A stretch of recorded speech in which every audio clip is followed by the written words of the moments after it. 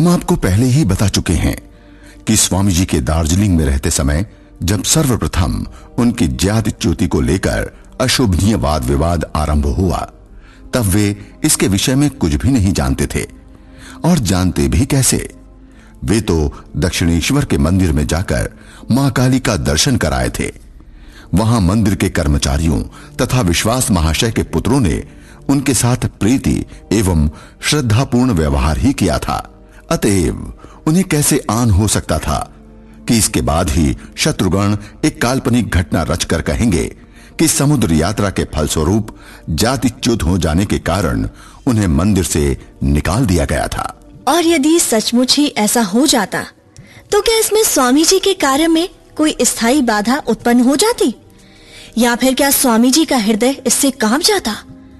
उनके परवर्ती काल के एक पत्र से पता चलता है कि वे इस प्रकार की अवज्ञा को किस प्रकार उपेक्षा की दृष्टि से देखते थे। स्टडी के कुछ मिथ्या आरोपों के उत्तर देते हुए उन्होंने 14 सितंबर 1899 ईस्वी को लिखा था, भारत में अनेक लोगों ने यूरोपीय लोगों के साथ भोजन करने पर भी आपत्ति दिखाई है। मैं यूरोपियन लोगों के साथ खाता हूं, इसलिए मुझे एक पारिवारिक देवालय से निकाल दिया गया था। मैं तो ऐसा नमनीय हो जाना चाहता हूं कि हर कोई अपनी इच्छानुसार मुझे मोड़ सके, परंतु दुर्भाग्यवश आज तक कोई भी ऐसा व्यक्ति मेरे देखने में नहीं आया जो सबको संतुष्ट कर पाया हो। इस पत्र को पढ़ने से बात में कोई संदेह नहीं रह जाता कि स्वामी जी ने स्टर्डी को उल्टा जवाब देने के लिए तर्क के रूप में ही त्रैलोक्यनाथ विश्वास का काल्पनिक विवरण स्वीकार करते हुए लिखा था कि उन्हें एक पारिवारिक देवालय अर्थात रानी रासमणी के दक्षिणेश्वर स्थित कालीबाड़ी से निकाल दिया गया था। परंतु इसके बाद 1898 ईस्वी में श्री रामकृष्ण के जन्मोत्सव के समय उन्हें सचमुच ही उस मंदिर में प्रवेशाधिकार से वंचित कर दिया गया था। उत्सव के पूर्व ही विश्वास परिसर की यह मनसा जानकर 15 नवंबर 1897 ईस्वी को स्वामी जी ने लिखा था, इस बार महोत्सव होना तक असंभव है, क्योंकि रासमणी के मंदिर उद्यान के मालिक मेरे विदेश हो जाने के कारण मुझे उद्यान में जाने नहीं देंगे।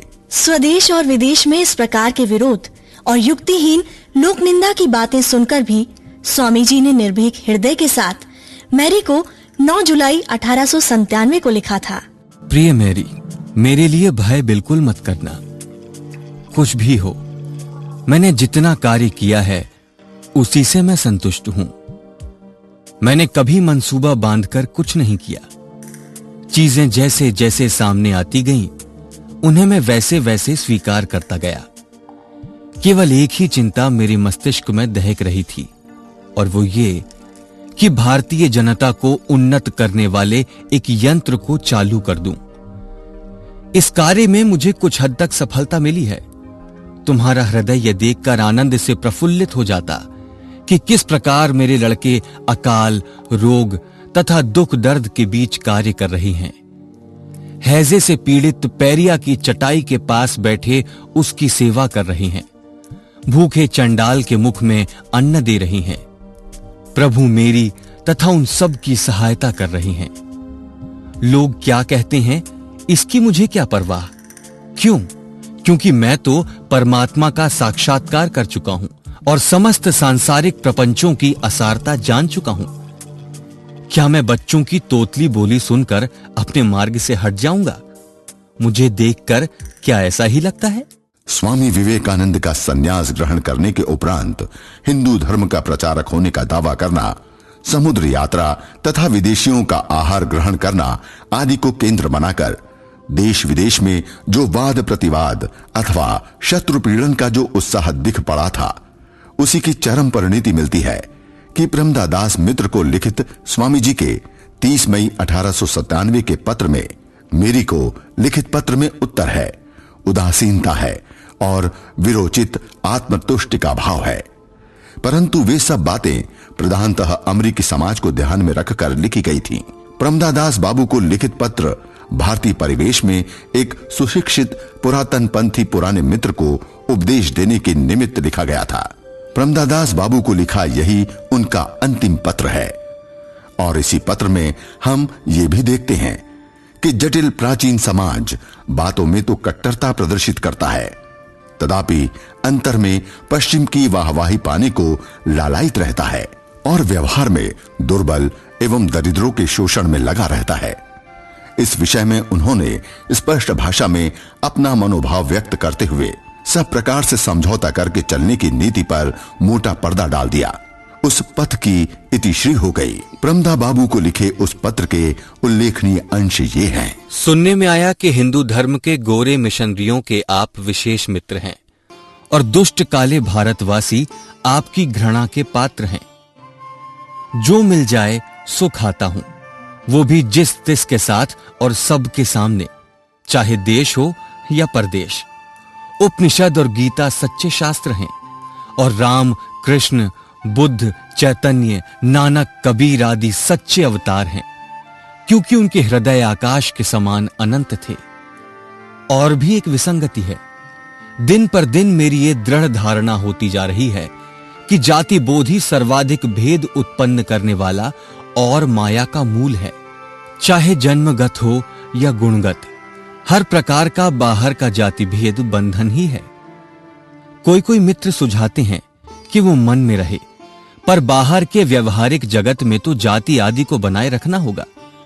मन नहीं, मन अभेद, बुद्धि और बाहर पिशाच का नृत्य, अत्याचार, उत्पीड़न और गरीबों के लिए साक्षात यम। जाति आदि पागलपन के विचार केवल पुरोहितों द्वारा लिखित ग्रंथों में ही पाए जाते हैं, ईश्वर प्रणीत ग्रंथों में नहीं। पुरोहितों के पूर्वजों के कर्मों का फल पुरोहित ही भोगें। मैं तो ईश्वर की वाणी का अनुसरण करता हूं, उसी से मेरा कल्याण होगा। एक और बात मेरी समझ में आई है कि परोपकार ही धर्म है और बाकी याग, यज्ञ इत्यादि सब पागलपन है। अपनी मुक्ति की इच्छा भी अनुचित है। जिसने दूसरों के लिए अपना सर्वस्व दे दिया है वही मुक्त होता है, और जो लोग मेरी मुक्ति रटते हुए दिन रात सिर खपाते हैं, वे इतो नष्ट स्ततो भ्रष्टः बनकर भटकते रहती हैं। ऐसा भी अनेकों बार मेरे देखने में आया है। सभी दृष्टियों से ये एक सुंदर उत्तर है। शास्त्र दर्शन युक्त व्यवहारिकता और नवीन युग दर्शन, इसमें सब कुछ है। और मजे की बात तो ये है कि प्रतिपक्ष की ओर से जो लोग शूद्र नरेंद्रनाथ को धराशायी कर सच्चे धर्म की विजय पताका को उड़ते देखने को ठानकर युद्ध क्षेत्र में उतरे थे, योगेंद्रनाथ बसु, त्रैलोक्यनाथ विश्वास, प्रमदादास मित्र, बहरोज, वे सभी अब्राह्मण थे। वैसे तो ये पत्र जनसाधारण के लिए प्रकाशित होने की संभावना न थी, फिर भी परवर्ती युग के भारतीय परिदृश्य में स्वामी जी को समझने के लिए ये अमूल्य है। पश्चिम में भी ठीक ऐसा ही एक सर्वांग सुंदर उत्तर मिलता है। डॉक्टर जेन्स को लिखित श्रीमती ओली बुल के 7 जून 1897 के इस पत्र में। कैलिफोर्निया के अखबार की कथन के लिए धन्यवाद। डॉक्टर बैरोज ने जब इतने स्पष्ट भाषा में विवेकानंद को मिथ्यावादी कहकर निंदा की और इस कारण उन पर यह आरोप लगा है कि वे जानबूझकर मद्रास में डॉक्टर बैरोज से नहीं मिले, तब डॉक्टर बैरोज के ही भले के लिए मुझे खेदपूर्वक कहना पड़ता है कि वे उन सुप्रचारित स्वागत सूचक पत्रों का बिल्कुल भी उल्लेख न करते तो अच्छा होता, जिनमें स्वामी जी ने हिंदू से अनुरोध किया था कि डॉक्टर बैरोज का हिंदू धर्म अथवा उनके अपने धर्म के बारे में चाहे जो भी अभिमत हो, उन पर विचार न कर उपयुक्त सद्भावपूर्ण ढंग से उनका वैसा ही स्वागत किया जाए जैसा कि डॉक्टर बैरोज और श्री बोनी ने शिकागो में एकत्र प्राच्य प्रतिनिधियों के प्रति सदैव व्यवहार किया था, जिस समय समग्र राष्ट्र अभूतपूर्व आंतरिकता एवं उत्साह के साथ स्वामी का स्वागत करने को तैयार हो रहा था। उस समय उनके प्रचारित पत्रों के साथ जब हम स्वदेश लौटकर कैलिफोर्निया में थिया खाई डॉक्टर बैरोज के विवेकानंद संबंधी व्यक्तित्व की तुलना करते हैं तो उनमें कैसा विपरीत भाव दिखाई देता है। भारतीय जनता के मूल्यांकन करने के लिए दोनों व्यक्तियों का कैसा विपरीत चित्र उपस्थित करता है। श्रीमती बुल ने डॉक्टर जेम्स को खेद जताते हुए बहुत लंबा खत लिखा था, जिसमें स्वामी जी के प्रति लगाए गए आरोपों को उन्होंने सिरे से खारिज कर दिया। इस प्रसंग के अंत में हम स्वामी जी के 3 मार्च 1898 के एक पत्र का अंश भी उद्धात करना चाहेंगे कि जिसमें यह स्पष्ट होता है क्यों वे बैरोज साहब से बिना मिले ही मद्रास चले गए थे और उस समय वे कितना अस्वस्थ थे। उन्होंने लिखा था, लंदन से लौटकर जब मैं दक्षिण भारत में था तो शरीर में शक्ति का पूर्ण हास तथा चरम अवसाद आ गया और मुझे तुरंत मद्रास छोड़कर अपेक्षाकृत ठंडे उत्तरांचल में जाना पड़ा। एक दिन भी विलंब करने का अर्थ होता उस भीषण गर्मी में और भी 1 सप्ताह जहाज के लिए प्रतीक्षा करना। खैर, मुझे बाद में पता चला कि अगले दिन श्री बैरोज मद्रास पहुंचे और अपनी अपेक्षा के अनुसार मुझे वहां न पाकर बड़े नाराज हुए। वैसे मैंने वहां उनके स्वागत तथा आवास का प्रबंध कर दिया था। उन बेचारे को क्या मालूम कि उस समय मैं यमलोक के द्वार पर था। बैरोज के लिए लिखे गए अभिनंदन पत्र पर स्वामी जी का भी हस्ताक्षर था और उनका नाम देखकर और भी अनेक हिंदू सज्जनों ने उस पर दस्तखत किए थे। एक वर्ग के लोगों ने जातिवाद के आधार पर स्वामी जी को नीचा दिखाने का प्रयास किया था, तथापि उन्होंने उस ओर ध्यान ही नहीं दिया। परंतु संपूर्ण देश में और विशेषतः त्रावंकोर राज्य में उच्च जातियों के द्वारा निम्न जातियों के लोग जिस प्रकार पीड़ित किए जा रहे थे, उससे वे विचलित हुए थे और उसे दूर करने का प्रयास भी उन्होंने किया था। इसलिए हम देखते हैं कि 3 अप्रैल 1897 को वे निवेदिता के नाम पर पत्र में लिखते हैं, भारत की पीड़ित जनता के लिए तुम कर सको ऐसे एक महत्वपूर्ण कार्य का मुझे अभी अभी पता चला है। जिन सज्जन को तुमसे परिचित कराने का दायित्व मैंने अपने ऊपर लिया है, वे मालाबार केरल के एक देशी राज्य तिया जाति के प्रतिनिधि के रूप में इंग्लैंड में हैं। तिया लोग एक निम्न जाति के हैं। तुम्हें इन सज्जन से पता चलेगा कि केवल जाति के कारण ये बेचारे गरीब लोग कैसे सताए जाते हैं। देशी राज्यों के आंतरिक मामलों में हस्तक्षेप न करने की अपनी नीति के कारण भारत की अंग्रेज सरकार कुछ करने को राजी नहीं है। एकमात्र ब्रिटिश पार्लियामेंट ही उनकी आशा है। इस बात को ब्रिटेन के जनसमाज के समक्ष प्रस्तुत करने के लिए अपनी क्षमता के अनुसार तुम जो भी कर सको करो। इसी समय एक दिन स्वामी जी माताजी तपस्विनी के आमंत्रण पर शिष्य शरद बाबू को लेकर महाकाली पाठशाला के निरीक्षण के लिए गए। विद्यालय की शिक्षा प्रणाली देख स्वामी जी संतुष्ट हुए। लौटते समय वार्तालाप के सिलसिले में उन्होंने कहा कि पुरुषों के लिए मठों की स्थापना करने के साथ ही साथ नारी मठ स्थापित करने की भी इच्छा है। वहां पर ब्रह्मचारिणी व सन्यासिनी सुशिक्षित बनकर नारी जाति की उन्नति व शिक्षा के लिए प्रयत्न करेंगी। उन्होंने और भी कहा था कि वे जातीय आदर्श के अनुसार जीवन जीने की कोशिश न करते हुए भारतीय स्त्रियों को अभी से जातीय भाव में शिक्षा देना ही कर्तव्य है। वे शिक्षित होकर अपने भले बुरे को स्वयं ही समझ लेंगी। इसके लिए पुरुषों को माथापच्ची करने की जरूरत नहीं है और कर्म क्षेत्र में नारी की स्वाभाविक दक्षता स्वतंत्र रूप में यदि राष्ट्र की उन्नति के लिए नियुक्त हो तो कल्याण होगा। इन दिनों स्वामी जी के स्वास्थ्य में लगातार गिरावट आती जा रही थी। अल्मोड़ा जाने से पहले उन्होंने 28 अप्रैल को मैरी को लिखा था, मेरे गुच्छे के गुच्छे बाल सफेद हो रही हैं, मुख पर चारों ओर झुर्रियां पड़ गई हैं और शरीर का मांस घट जाने से मेरी आयु और भी 20 वर्ष बढ़ गई प्रतीत होती है। अब मैं दिन पर दिन तेजी से दुबला होता जा रहा हूं। उसका कारण ये कि मुझे केवल मांस खाकर रहना पड़ रहा है। रोटी नहीं, भात नहीं, आलू नहीं, इतना ही क्या अब मैं एक बड़ी दाढ़ी रख रहा हूं जिसके बाल भी सफेद होने लगे हैं। हे सफेद दाढ़ी, तुम कितनी ही चीजें छुपा सकती हो, धन्य हो तुम।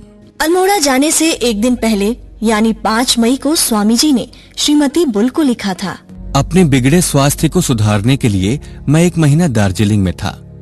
अब मैं काफी अच्छा हो गया हूँ, दार्जिलिंग में रोग पूरी तौर से भाग गया। स्वास्थ्य को पूरा ठीक करने के लिए कल मैं अल्मोड़ा नामक एक अन्य पहाड़ी स्थान में जा रहा हूं। दोनों पत्रों को एक साथ पढ़ने से पाठकों को सहज ही प्रतीत होगा कि स्वामी जी ने यद्यपि अपने स्वस्थ हो जाने की बात लिखी है, परंतु वास्तव में बात ऐसी नहीं थी।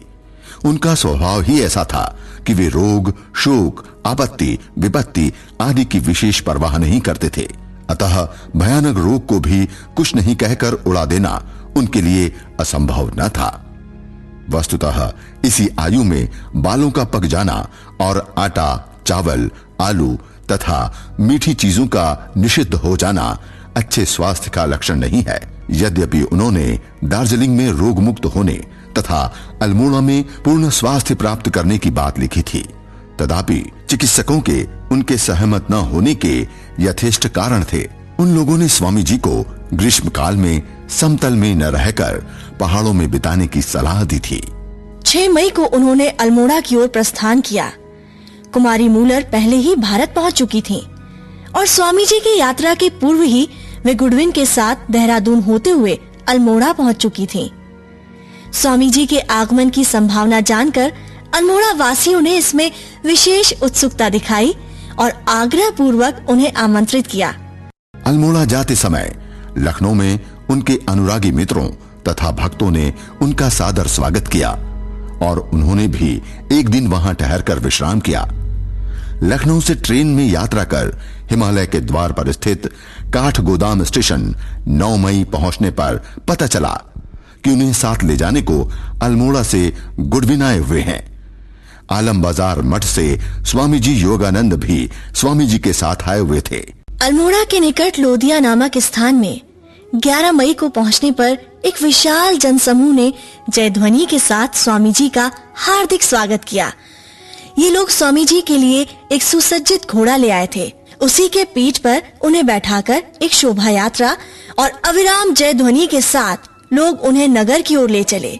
सभा स्थल में पहुंचने पर देखा गया कि वहां लगभग 5000 लोग एकत्र हो गए हैं। ऋषि मुनियों की निवास भूमि, आध्यात्मिक संपदा तथा माओ से परिपूर्ण गिरिराज हिमालय के साथ स्वामी जी का बचपन से ही एक तरह का घनिष्ठ लगाव था। अतः इन मान पत्रों का उत्तर देते हुए उन्होंने हिमालय का गुणगान करते हुए वहां एक आश्रम स्थापित करने की अपनी आंतरिक इच्छा व्यक्त की। उन्होंने कहा, ये हमारे पूर्वजों के स्वप्न का प्रदेश है। भारत जननी श्री पार्वती की जन्मभूमि है। ये वो पवित्र स्थान है जहां भारत का प्रत्येक सच्चा धर्म पिपासु व्यक्ति अपने जीवन का अंतिम काल बिताने को इच्छुक रहता है। ये वही भूमि है जहां निवास करने की कल्पना मैं अपने बाल्यकाल से ही करता रहा हूं। मेरे मन में इस समय हिमालय में एक केंद्र स्थापित करने का विचार है और संभवतः मैं आप लोगों को भलीभांति ये समझाने में समर्थ हुआ हूं कि क्यों मैंने अन्य स्थानों की तुलना में इसी स्थान को सार्वभौमिक धर्म शिक्षा के एक प्रधान केंद्र के रूप में चुना है। इन पहाड़ों के साथ हमारी जाति की श्रेष्ठतम स्मृतियां जुड़ी हुई हैं। यदि धार्मिक भारत के इतिहास से हिमालय को निकाल दिया जाए तो उसका थोड़ा ही बचा रहेगा। अतएव यहां एक केंद्र अवश्य होना चाहिए। यह केंद्र केवल कर्म प्रधान न होगा, बल्कि यहां निस्तब्धता, ध्यान तथा शांति की प्रधानता होगी और मुझे आशा है कि एक न एक दिन मैं इसे रूपायित कर सकूंगा। इन्हीं दिनों स्वामी शिवानंद अल्मोड़ा में तपस्या कर रहे थे। वे भी स्वामी जी के साथ आ मिले। और भी जो गुरु भाई या शिष्य स्वामी जी के साथ अल्मोड़ा आए थे अथवा बाद में आकर उनसे मिले थे या फिर कुछ दिनों बाद उनके उत्तर भारत के भ्रमण के दौरान उनके संगी हुए थे, उनके नाम इस प्रकार हैं: स्वामी योगानंद, स्वामी निरंजनानंद, स्वामी अद्वैतानंद तथा स्वामी विज्ञानानंद। ये सभी श्री रामकृष्ण के शिष्य थे और स्वामी सदानंद, स्वामी सच्चिदानंद, स्वामी शुद्धानंद, ब्रह्मचारी कृष्णलाल तथा श्री जे गुडविन, ये सभी स्वामी जी अथवा उनके गुरु भाइयों के शिष्य थे। आर्य समाज के भूतपूर्व प्रचारक स्वामी अच्युतानंद भी कुछ काल तक स्वामी जी के साथ रहे। ये श्री रामकृष्ण संघ के न थे और उपरोक्त किसी भी श्रेणी में नहीं आते। इनमें जब जो लोग अल्मोड़ा में रहते, स्वामी जी दल के साथ आमोद प्रमोद में दिन बिताते। व्यायाम तथा स्वास्थ्य में सुधार के निमित्त वे घोड़े पर चढ़कर दूर दूर तक भ्रमण करते। 29 मई को उन्होंने कलकत्ता के चिकित्सक डॉक्टर शशि भूषण घोष को लिखा था, सुबह शाम घुड़सवारी के रूप में मैंने यथेष्ट व्यायाम प्रारंभ कर दिया है और इसके फलस्वरूप मैं सचमुच ही काफी अच्छा महसूस कर रहा हूँ। अल्मोड़ा पहुंचकर शहर में कुछ दिन बिताने के बाद गर्मी के कारण वे वहीं से 20 मील दूर देवलधार नामक अपेक्षाकृत ठंडे स्थान में स्थित लाला चिरंजी लाल के एक उद्यान में चले गए। वहां प्रचुर मात्रा में फल, विशेषकर खुबानी होने के कारण वे उन्हीं को खाते तथा नैनीताल से अन्य प्रकार के फल भी मंगा लेते। ये सारा संवाद देते हुए उन्होंने डॉक्टर साहब को अंत में लिखा था, इस समय मैं अपने आप को खूब बलवान महसूस कर रहा हूं। डॉक्टर, आजकल जब मैं बर्फ से ढके पर्वत शिखरों के सम्मुख बैठकर उपनिषद के अंशों का पाठ करता हूं, उस समय तुम यदि काश एक बार मुझे देख पाते। रामकृष्ण मिशन की कलकत्ते की सभाओं की सफलता की खबरें पाकर मैं अत्यंत आनंदित हुआ हूं। जो लोग इस महान कार्य में सहायक हो रही हैं, उनका सर्वांगीण कल्याण हो। शारीरिक अस्वस्थता के कारण हिमालय पहाड़ के निर्जन फलोद्यान में दिन बिताने के बावजूद उन्होंने अपना काम जारी रखा। वहां रहकर भी वे इन बातों पर विचार करते और दूसरों को परामर्श भी देते। स्वामी जी ब्रह्मानंद के नाम लिखे पत्र में इसका स्पष्ट उल्लेख मिल जाता है। उस समय वे कलकत्ते के पास एक स्थायी मठ निर्माण के लिए आवश्यक धन के बारे में सोच रहे थे। कभी मुर्शिदाबाद जिले में चल रहे अकाल राहत कार्य के बारे में सलाह देते। मद्रास में शुरू किया गया केंद्र के लिए असिस्टेंट की बातें सोचते थे। मेरी हेलबस्टर को लिखे 2 जून के पत्र में लिखा, अल्मोड़ा के एक व्यापारी के एक सुंदर उद्यान में हूं।